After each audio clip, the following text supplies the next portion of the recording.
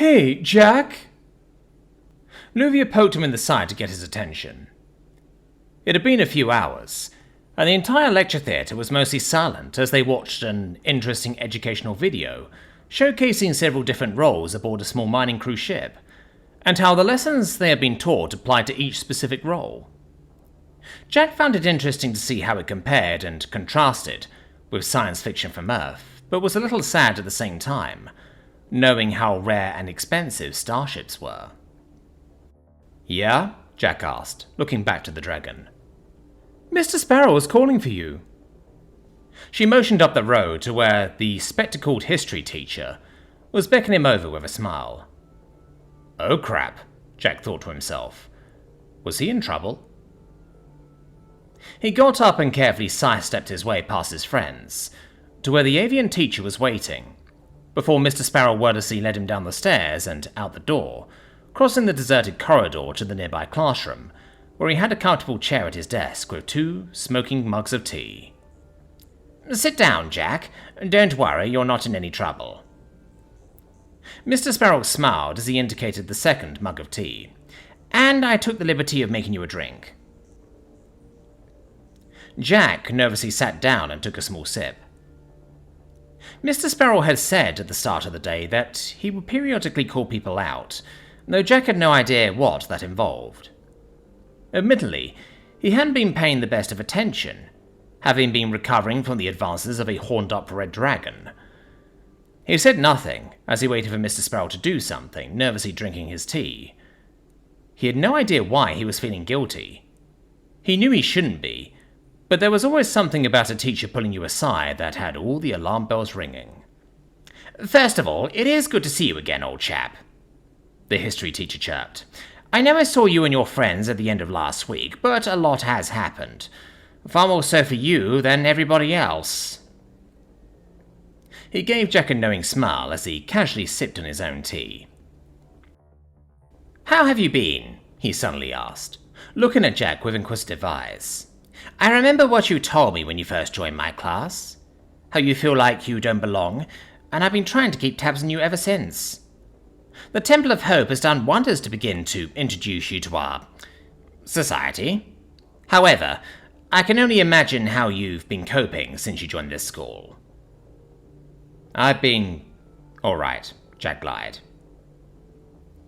Mr. Sparrow smirked.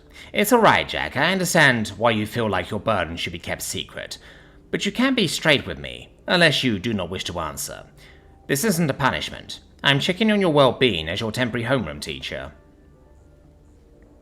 Making a motion with his hand, he summoned another hot mug of steaming liquid, that he then telepathically sent gently sliding towards him with a flick of his wrist. "Honestly," Jack sighed, defeated. "I don't even know how the hell I'm even still alive at this point." "I'm sorry to hear that, Jack." Mr. Sparrow put a comforting hand on his shoulder. "I can only imagine your pain. However, to my relief, I sense that you haven't given in to despair, and from my past experiences, I find it best to try and hold on to something positive and happy. Happy memories can be a balm to the mind. However, I always prefer something practical I could do in the moment, or close to it. Your circle of friends and your relationships with them are your obvious touchstones, though I would recommend you find more reasons to keep going. This realm has a lot of good in it as well as bad, and I encourage you to seek it." He fixed his spectacles as he allowed a few moments of silence to calm the atmosphere down. "I saw your death ball game last week. You all played very well, and I could tell you were having fun." "Yeah, I did," Jack admitted with a nervous smile. "It was much better than I expected it to be. The name originally put me off since I thought they were being literal." "I can see why you might think that," Mr. Sparrow sighed. "I saw the bounties being placed on you, and I finally coaxed the Green Wardens into telling me the details of what happened. Awful stuff. I swear to you once again that it was never my intention to lead you into trouble, though that does lead me into something else that may help you." "What's that, sir?" Jack asked curiously. His gut told him he could confide in and trust Mr. Sparrow, and though he had been wrong before, he was pretty confident he could trust the teacher. "I've gotten in touch with a Starseeker colleague of mine. a brilliant detective and investigator by the name of Sable Kryn, and I have reason to believe that she has obtained some accounts from and involving previous outsiders that have arrived in Hive Station Bastila. She was certainly most interested in meeting you when I hinted that I might know you, though I confirmed nothing out of respect for your privacy. Though, should you wish it, I can set up a meeting, but I would recommend that you converse with your inner circle of friends first, since I doubt she will part with any information for free, especially rare information that could possibly help you return to your plane of existence. If she doesn't know how to help you outright, I'd be willing to bet she would be able to set you on the right path. Right, Jack nodded, thinking. That sounds encouraging, I guess. After meeting the Oracle, I thought that was it, and there was no chance of going home. So I'll take any chance there is at this point. But it wouldn't be fair to put that on my friends right now after everything we've gone through. Would you be alright with us taking our time on that? Certainly, lad, Mr. Sparrow grinned. When you're ready, and not before. I can only imagine what you must be up to after everything I've heard you've been up to. Kryn might be a little obsessive, but quite patient. You'd have to be, in her line of work. Okay, Jack sighed, as he came to a decision. We've got some other more immediate problems we need to work on first, then hopefully we'll be in a position where we can make contact. As you say, Mr. Sparrow nodded, clearly expecting that kind of answer. I hope you aren't planning anything overly dangerous. No, we have planned to take things easy for a while, Jack confirmed. Nothing big. Some light jobs and some home maintenance. Well, I wish you the best of luck with that. Mr. Sparrow smiled as he sighed in relief. Some time away from serious danger will be good for your mental state. Now, as your teacher, I am required to encourage you to try to tap into our corporate sponsors for part-time jobs. Though I sense your attitude towards that may be the same as mine when I was your age. Fortune favors the bold, after all. He gave a knowing wink. Understood, sir, Jack nodded, sensing that this meeting was soon to be over. He could see why the others liked Mr. Sparrow, and he could admit to himself that he did too. Now, one thing before we go. Mr. Sparrow reached to his comlink and sent Jack a message. I've compiled everything I myself have been able to find on outsiders. Other planes of existence, species, notable outsiders of history, that sort of thing. And I've now sent that to your comlink. I've also marked a few passages I found particularly interesting, though I have no idea if it bears relevance to your particular situation. Thank you, sir. Jack gratefully nodded again. Don't mention it. Now, once you finish your drink, you can go back on in and enjoy the film. I also took the liberty of adding a few works to that data package that can help you catch up to your classmates in certain areas your teachers previously noted you are currently deficient in. Not your fault, of course, but if you have the time, it will do you much good to catch up. Otherwise, you'll be severely disadvantaged academically. I will do my best, sir. I'm sure you will. Mr. Sparrow smiled as he put his hand on Jack's shoulder again. Remember, Jack, we're here for you. Don't hesitate to reach out if you need anything. I will, sir, Jack replied as he finished his drink. Thank you. Luvia, what the fuck? Allura asked bluntly, as she practically chased after the dragon as they took to the air, to quickly get out of the lecture theatre the moment the bell rang. Your impulsiveness may have been in your nature as a dragon, but that does not excuse the line you just crossed. I already apologized to Jack, Allura, the dragon sighed. How else am I meant to put myself out there? Not by completely blindsiding him and doing that publicly, Allura almost yelled. It's worth a conversation at the very least. She quirked her head curiously, as Luvia gave her an awkward expression. What's really going on? Allura asked, sensing that Luvia was holding something back. I have received word from Grandfather, Luvia sighed, realizing she would have to spill the beans. Several dragons have died under mysterious circumstances within Red Legion space, and that's gotten him even more paranoid than usual. He's made more demands for me to find suitable suitors to begin producing heirs, and he's threatened to betroth me to an elder blue worm over 100 times my age. who has a reputation for killing and torturing his previous wives as a sign of his displeasure. That's horrible, Allura exclaimed. And I thought my family was terrible. Yes, Luvia sighed. I cannot deny that I wanted to make my move on Jack like that anyway at the party, but yes, there was another reason for doing what I did publicly. By being seen to lay claim to a suitor, my grandfather will leave me alone for another decade or two. I was chosen to reside at Sign of Wormwalker to stay away from the fighting and ensure my bloodline is secure. At the time I did not wish to leave Red Legion space, but now I do not wish to return. I know I am expected to produce heirs, but I don't feel anywhere near ready for that, even if I wanted to. But I may have no choice soon. How likely is it that your grandfather will follow through on his threat? What will you do if he does? I don't know, Luvia sighed, and Allura noted that she was on the verge of tears. I have so many expectations placed on me, I just don't know what I could even do if my grandfather orders the Legion to take me into custody. You could leave, Allura noted, and Luvia chuckled dryly. That would be a death sentence for me, and anyone close to me once the Legion catches up. I was actually hoping that after my display things would die down, and that perhaps I could, at the very least, pretend to be involved with your group. I'll talk to the others, Allura sighed, but you should make plans to leave. The Red Legion is far away, and even that message from your grandfather would have taken a long time to reach you. They have little power outside of the Sign of Wormwalker. I shall ponder your words. Luvia nodded slowly. Can you forgive me? It is not me you should seek forgiveness from, Allura sternly told the dragon, and I would allow some time to pass before you seek it. Guys, this is awesome, Scifi grinned. No homework. We have a totally free evening. You do realize this means we will most likely have extra work to do once normal classes resume? Tshirt pointed out to the excitable Skritter, as they hung out by their lockers to unload their textbooks that they now knew they wouldn't need. Their lunch break had been pushed back due to the length of their assembly, and afterwards they would then go back to watch more educational programs. Scifi has a point, Gio, Jet pointed out. We've got a lot on our plate, we don't need any more things to deal with. Though there is something else I need to talk to you all about tonight when the five of us are alone. It's not time sensitive, though. Is this from when Mr. Sparrow wanted to talk? Allura asked, as she approached them, and Jack nodded. Speaking of a lot on our plate, anyone take you up on your offer yet, Allura? Nika asked.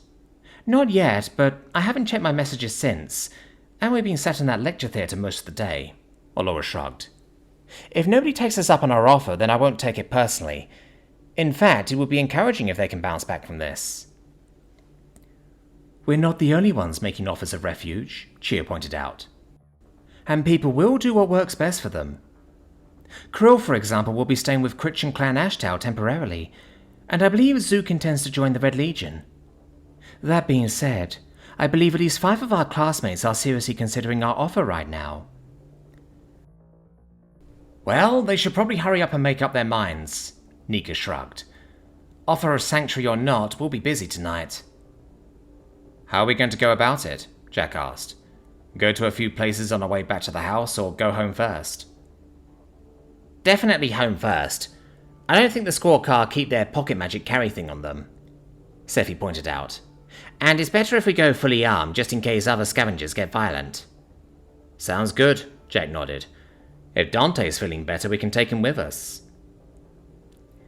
Hey, guys. The group turned around to see Carson and Bentom, nervously approaching them, or at least as nervous as 2 armadillo-like aliens could appear to Jack. You guys serious with the offer of shelter? Absolutely, Allura quickly answered. But what about... that's fine, Bentom grinned, waving off the Eladri's concerns. Our original plan wasn't great. Our lease is almost ending and things are getting chaotic, so we thought we would have to go stay with our grandparents. But having too many people in a tiny retirement studio flat isn't great for anybody. Yeah, we were thinking of signing up with the Red Legion like Zook is, but I don't really know if that kind of life is for me, even though Bentham is more for it. Garzan smiled apologetically to her sister. If you allow us to live with you, we can contribute and pay our way until everything goes back to normal. Overheard you talking about visiting a few of the scrap sites and stuff too, Bentham added with a shrug. We're pretty good with the whole manual labour thing since we work part-time at Korfmart, stacking shelves for a shit wage. Just let us pick a few things up and we'll help you out. Sure, Allura agreed, as the two turned and left to go do their thing. Well, we have 2 others confirmed, Chio noted, though I did not expect those 2 to want to join us over the Red Legion. Yeah, I thought they were pretty stable, Nika agreed, and I thought they'd head straight for the Red Legion. Maybe they prefer not to be indentured servants, Jack reasoned. Presumably this is only temporary. Oh yeah, probably just a week or 2, Scifi noted. Might as well use the extra help while we can. All in all, 7 classmates had taken them up on their offer, including their 2 armadillo-like deathball teammates. Jack didn't recognize any of the others, save for Abida. The feathered serpent he had helped bandage immediately following the clown's attack on the party, who was stressed that they only required temporary shelter for a few days, while they changed the location of their permanent lair to a safer section of the gloom paths, though Jack suspected from the way that they called him to ask to stay with them, that the nervous wreck needed some company too. The other 4 were 3 girls of varying species who were not so subtly casting glances his way, and 1 boy who looked like he was about to die of embarrassment at all the female company. From what Jack understood, the attack had left them all homeless, and they would try and find a new place to live as quickly as possible. Shit, nice place, Garzan complimented, as Scifi led the 2 sisters and one of the other girls down the corridor towards Zell's room, where there were plenty of spare bedrooms for each of them. Lenza? Versati? She addressed the other 2 girls, floating by the entrance to one of the other corridors. Please allow me to show you to your rooms. Jack, would you be able to show Akar and Abida to their rooms? Allura asked, making teas for everybody, as Nika took Vanya and the squaw car to the armory to get outfitted. Sure, Jack grinned, beckoning the 2 guys to follow him upstairs. Come on, you 2. Us gents need to stick together. Left alone, Allura sighed. She knew this would be a difficult time for all of them, and that offering to allow more people to stay with them, even temporarily, brought more problems that they would need to work to fix. But she knew she would never forgive herself if she could provide sanctuary to her classmates who needed help, and didn't. What was a budgeting problem compared to having your life ruined by a devastating tragedy? She had no doubt that she made the right decision. Her expression softened as she looked to the side, where on a special spot on the sofa, Dante was now awake and staring at her with bright eyes, twin tails beating the cushions like a drum, as they wagged in happiness at seeing her. Curiously, 2 of the little Screedeeps had decided that Dante made an excellent bed for them, and were perched on top, so the dog didn't move too much, though Allura could tell he wanted to. You up for a walk? Allura asked with a smile, as she gave Dante a few scratches behind the ears. Alright, anything else you need to do before we go? Nika asked the assembled crowd. We've ordered fresh bedding for all of you, which should be here by the time we get back, and we plan to have a late dinner then as well. Jack looked around to see if anyone would hold them up, but was happy to see that everyone was happy with the plan. He and the original housemates had quickly put on their battle skins underneath casual clothes, and were all mostly fully armed, though Nika didn't bother with her Gatling laser, and Jack still didn't have his gauntlets, which Clan Barzan were repairing and improving for him. By the way, Nika added, this is Dante. She introduced the dog to those who didn't know by pointing at him, who still looked tired from sleeping all weekend, but had made it as clear as they could to the group that he was joining them, though Jack suspected that he might end up carrying them by the end of it. He's with us, and he's friendly, Nika finished. Let's go already, Scifi spoke up. Indeed, they had spent more time at the house than they intended to, and there were several sites they were hoping to hit. I agree, Allura chuckled. Let's go. Alright, let's hope this place is something good, Scifi sighed, as they made it through the unattended entrance to the fourth dump district of the night, with desolate towering heaps of rusted metal and debris looming over the students like twisted giants, casting gnarled shadows in the faded light of the solar orbital plate far above their heads. The sounds of metal clashing against metal, and many desperate scavengers rummaging through piles of scrap, rung out in the late afternoon air, and the group realized that this place too would likely be a bust. It's a much bigger place compared to the others, Jack noted. Hopefully that means we'll find something more useful. Though at least we've got some suitable sheet metal to at least give the shuttle a floor. Now remember, we want to prioritize any kind of batteries and wires, Laura told the group. Power generation is something we're going to need, and until we can get some renewable energy sources installed, we shall need to utilize what we can find in the short term. You heard the lady, Nika called out. Same as before. Split into 3 groups within close sight of each other, and stick together. They all nodded and got to work. Jack and Dante led Rail, while Bentham and one of the new girls, whose name was Tali, led the third group over to what looked like a pile of old vehicles that had been flung into a heap. Jack began, realizing he was a bit out of his depth. Could we siphon fuel from these or something? I don't actually know how these work. Power cores usually get removed long before they end up here, Bentham grinned. But your instincts are right. Even if you can't get an engine out of one of these, there should be some parts we can use. Awesome. Would you be able to show me? Jack asked. Sure. Hey, it's alright, Jack. These are pretty good, Nika told him, when they got back and began packing up the squad car's dimensional basket. Yeah, but I have no idea how any of this alien tech stuff works, Jack sighed. Even on Earth, my only experience with handiwork comes from YouTube videos or when I tried to help my dad or my older brothers around the house. Don't worry about it, you'll learn this stuff over time, the Kizan shrugged. And I wasn't kidding, the vehicle parts can be fixed up to be a generator or something. We might even be able to fix or rebuild the shuttle's engine to work better, though that would mean we wouldn't be able to use it as our secondary power source for the district while we work on it. Well, if you're sure, Jack sighed.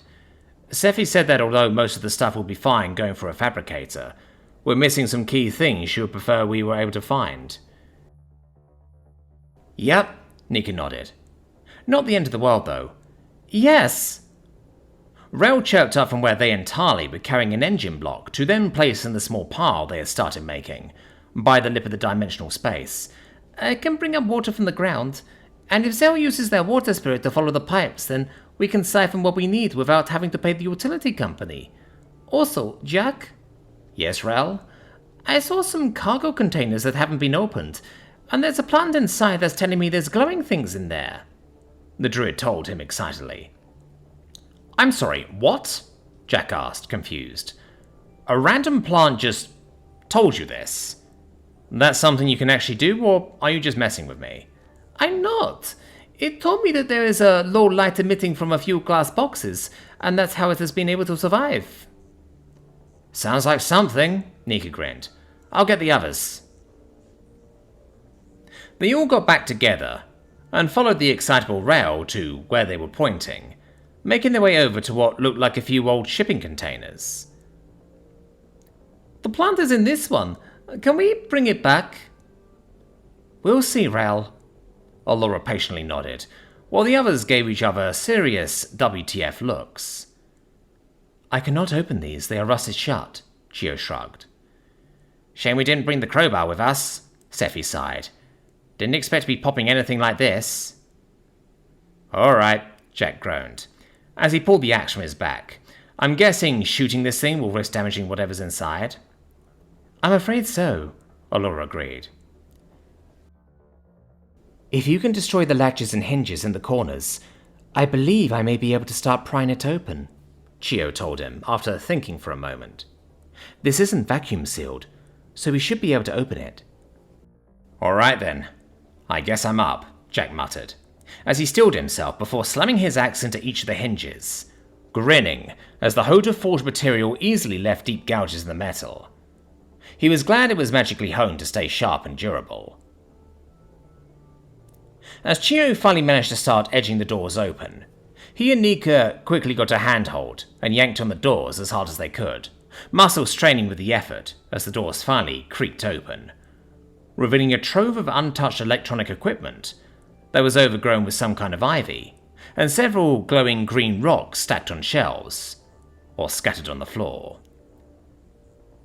"This shit better not be radioactive," were the first words Jack could think to say.